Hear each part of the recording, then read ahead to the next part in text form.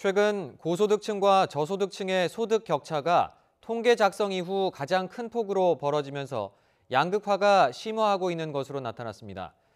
저소득층의 일자리를 중심으로 고용 상황이 나빠진 것이 주요 원인으로 꼽힙니다. 보도에 오인석 기자입니다. 지난해 4분기에 소득이 많은 상위 20% 계층 가구의 월 평균 소득은 932만 4천 원으로 1년 전보다 10.4% 늘었습니다. 반면 소득 하위 20% 계층 가구의 월 평균 소득은 123만 8천 원으로 1년 전에 비해 17.7%가 감소했습니다. 증가폭이나 감소폭 모두 역대 최대입니다.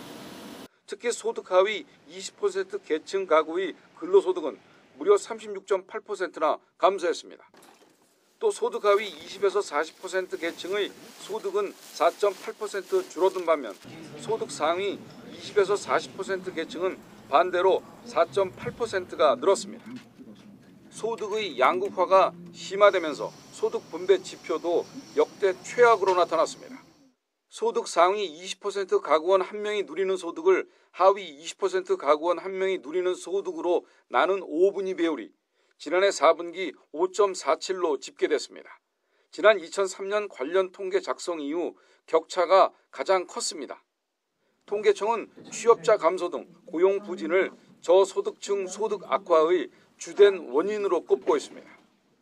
작년 4, 4분기 중에 상용직은 이제 34만 2천 명 증가하였지만 임시직은 17만 명 감소하였습니다.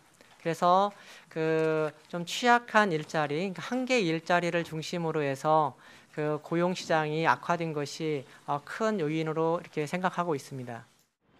정부는 고령화가 진전되면서 근로 능력이 취약하고 소득 수준이 낮은 고령 가구가 소득 하위 20% 계층으로 이동한 것도 영향을 미친 것으로 보고 있습니다.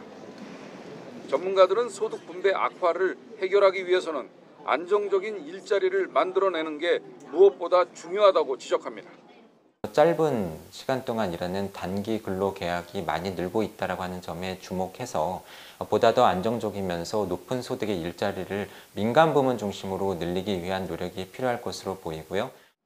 세금이나 이자, 국민연금, 고용보험 등 소비 활동과 관계없이 지난해 4분기에 한 가구 기준 지갑에서 빠져나간 월 평균 소비 지출은 95만 4천 원으로 1년 전보다 10%가 늘었습니다. YTN 오인석입니다.